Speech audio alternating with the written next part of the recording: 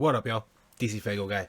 Today, we are going to be reviewing T.R.1.N.E with their release II-XXII-XXII, which dropped on 2/22/22. If you don't know who T.R.1.N is, T.R.1.N is Blase Rose. It's Roxy Red, and it's another woman I've never heard of, Inanna the Goddess. Never heard of her.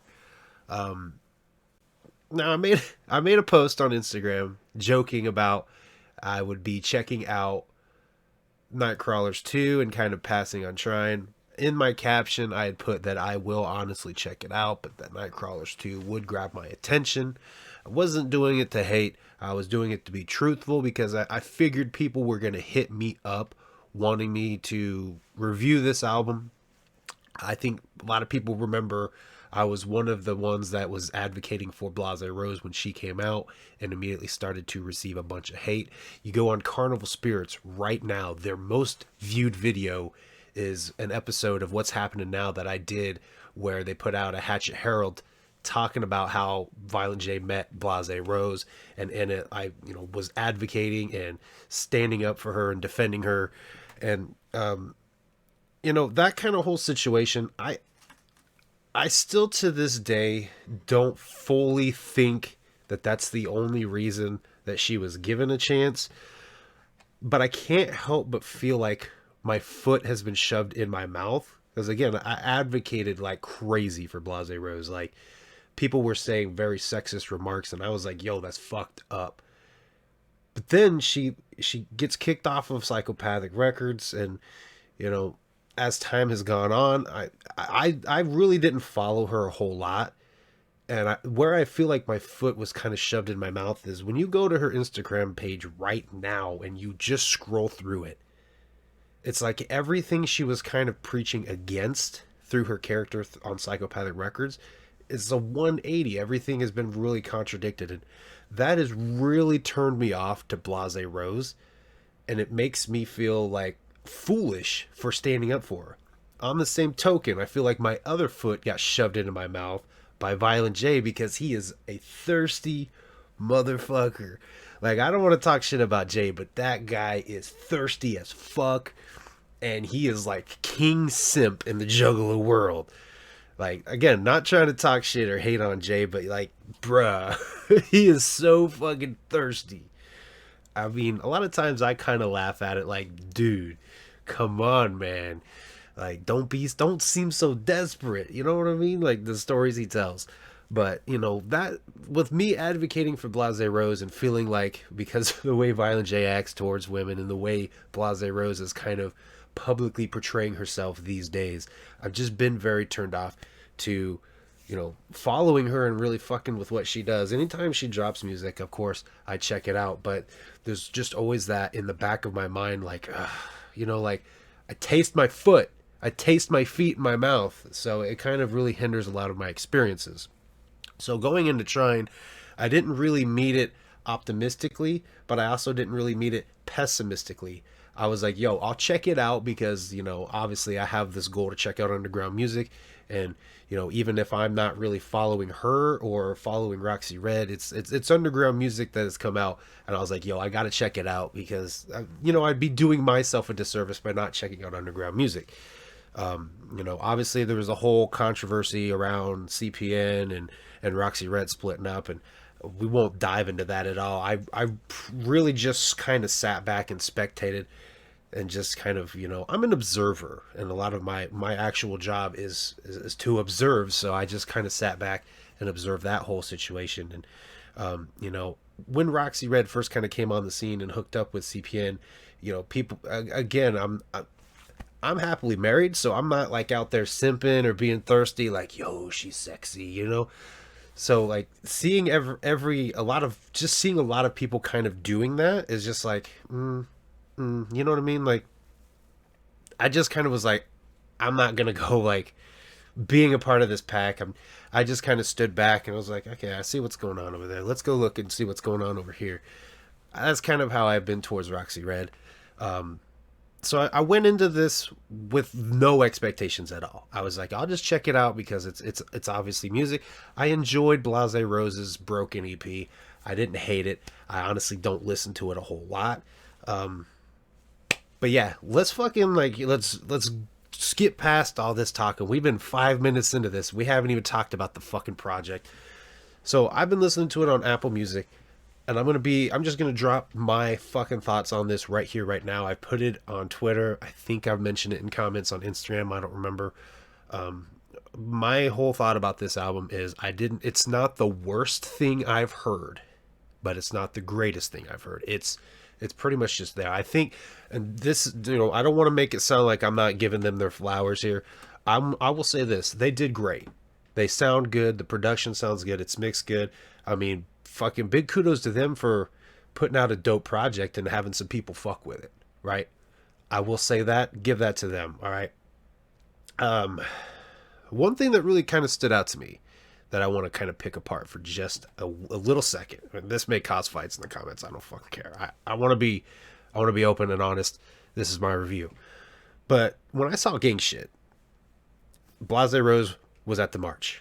Roxy Red was at the march. Where she became very noticeable and well known by everybody was she gave a speech at the march, which was about getting taken off the Gang label. And now their first project together, they have a song called Gang Shit, which actually, when you listen to Gang Shit, that was poorly named. Why'd they name it Gang Shit? That was like, I feel like they should have named it Taste of Blood. Maybe not, because then people would compare it to Dark Lotus, but like Taste. Well, then you compare it to fucking Carnival of Carnage. But something about taste, something about blood, because they talk about stabbing and wanting to taste the blood on the knife. Gang Shit was not the name for that song. So, I don't know why they went with that name. And I mean, if Blase Rose, if you're watching, Roxy Red, if you're watching, and on the Goddess, if you're watching this, or anybody who worked hands-on with them on the album, like why did we come up with that name? Maybe I'm missing it. Maybe there's something in the actual song that I'm missing. But like, before I ever listened to the album, just seeing Gang Shit, knowing they were both at the march, and there were speeches that they gave at the march. I think Blase gave a speech. I don't remember, but that was so contradictive to me, and I was like, that's literally my reaction was, really? And I commented that somewhere on somebody's shit. Like, Deck One Dealt, they dropped their review for this album, and I had put it in their chat that they literally went to the march, and now they have a song called Gang Shit. Yeah, that was one thing that really kind of put me off to that. I actually enjoyed that song. That song was dope. I just felt poorly named, because a lot of times I'm kind of a person that takes things, like, I let the names of things kind of influence me. So I went to that like expecting to not like it, and then I really liked it, and I was like, why did they call it Gang Shit then? But all in all, I don't think it's a bad project at all. If I'm being 100% honest with you, I've listened to it 3 times, and I don't see me listening to it a whole lot more. It's not quite. I'll pull out my typical like saying. It's not really my cup of tea, and that's kind of where Broken has fallen right now. It's like, I like that project, but it's not my go-to music. But track 1 is Trine Tribe. Fuck your daddy, fuck your daughter, fuck your son. Murder everybody, burn the bodies when I'm done. Mouth fully automatic, hear me pop, better run. It ain't nothing personal, now I'm just having fun. Yeah. Track 2 is Boss Bitches. I get what I want, I'm not sorry that I'm real. I smell like Chanel and I carry myself well. I had to rebel and go and raise my pedestal. No, I won't settle. I stand up to my level. Track 3, New Life, Who Dis? I self-medicate when I should probably meditate. Believe the spite of it, believe the hype of it. But believe when they see my face, they hide from this. Track 4 is Gang Shit. Should be called like Blood, Taste of Blood. Let me get that blood. I don't know, something about that. Bitch, I'm fucking made of anger, pain, and rage. Gang, gang, gang, gang, gang, gang, gang. Your blood, I wanna taste. Your blood, I wanna taste. And then Lethal Injection is the last song. To be human is to know suffering. To breathe is to feel the painful sting of misery. Pondering, does existence mean nothing? What? As much as I hated the name of it, I will say my favorite song is Gang Shit. I just think it should have been named differently. But, yeah. I don't really know what else to say about this EP. Like I said, I think they did pretty well. They did pretty good with this project. I'm going to be 100% honest with you. I'm glad to see people fucking with it. You know, the worst thing out there is to put so much heart, energy, and soul into something and just watch it like not go anywhere. So to see people supporting it and fucking with it, I'm glad to see that. But you know, it's you know, it's probably not going to get a lot more listens from me personally.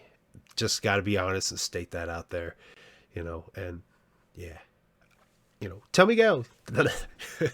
me down below what you guys think about trying. Let's try to keep it peaceful.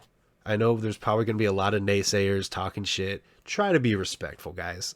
You know, I don't want this to be a shit talking fest. And I want I want it always to be respectful. If you don't like something, be respectful about it. You don't have to be like, oh, they fucking suck, blah blah blah. You know, be respectful. But yeah, like I said, I went into this not really with any expectations. And you know, when you go and you look at Blase Rose's page on Instagram, like I said, that's actually Trine's page. But when you go on there, like, this is her Instagram. This post right here, this one right here is promoting the album. Like, why was this the promotion for the album? Like, you're trying to use sex to sell your album. Like, everything you said you were, like, you know what I mean? Like, the messages you tended to have out there with your character on Psychopathic, you're like 180 just destroying it, I feel. And I keep tasting my feet because you shoved my foot in my mouth. I advocated for you.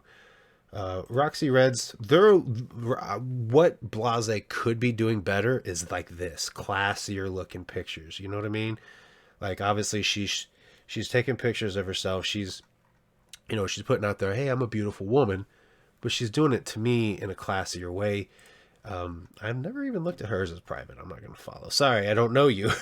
I'm not just going to go out there. Like I said, I don't want to be like in that crowd of guys drooling like, oh, you're so hot. So I don't know, but yeah, I don't know. Yeah, we just let's just end this review. I don't want to say some shit that's gonna like people at my throats because I want to be respectful. But musically, I think they did pretty fucking good, and I'm glad to see people supporting it. Again, tell me what you guys think down below about Trine. You fucking with it or you're not fucking with it? Keep it respectful. Thank you guys for watching. I'll see you guys next time.